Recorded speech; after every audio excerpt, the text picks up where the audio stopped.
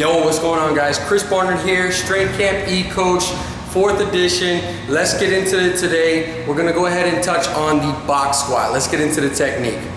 Start by gripping the bar outside of your shoulders. This can be adjusted for your comfort, but the key is to find a hand position that keeps your elbows underneath your shoulders and pointed down. Without getting into too much debate about high bar and low bar, find the position that you are typically comfortable with back squatting.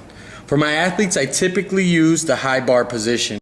Whichever position, pull the shoulders back and the torso tight.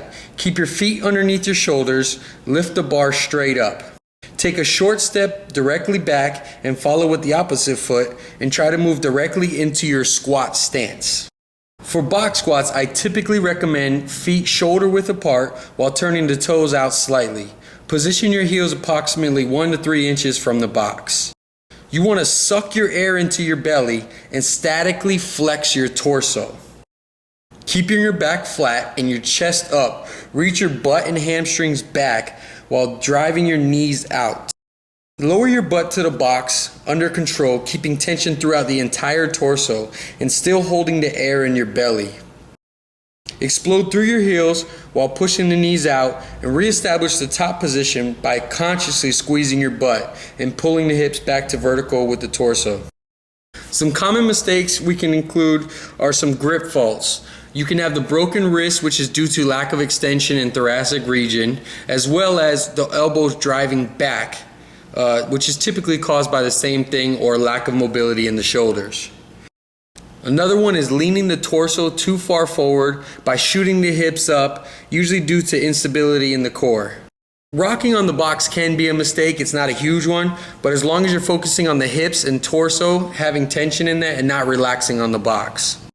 Dropping on the box too fast due to lack of control of the load and lack of full extension at the top of the lift. So really consciously squeeze your glutes.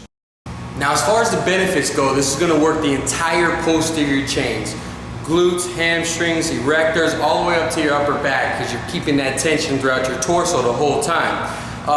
The one benefit that I mentioned in the beginning of the video, how I have my athletes, I teach them to sit back. It teaches them to reach the hips, the glutes back, so they're not having tibial translation or knees going over the toes when they squat. That's why I sometimes utilize a box squat before I have them actually squatting, or I might have them do some kind of body weight squat to teach that motor recruitment pattern.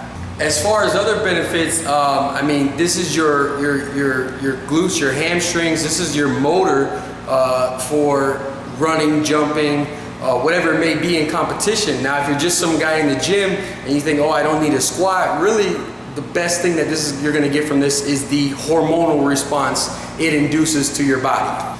Now, as far as how we utilize it in our training here with our athletes, we can use it as a strength-based type movement where I'm going to have an increased load and I go ahead and drop the volume. Look for sets and reps to stay under 5. If we wanted to use this more of a power type movement, we can go ahead and decrease the load and use moderate to low volume. What that means is I might stay at a rep scheme that's under 3s, but I might increase the sets all the way up to something about 12. I really like Prelipin's table when using the box squat. Now, besides the load, whether you're working strength or power, a lot of questions people are gonna ask is, what size should you have the box?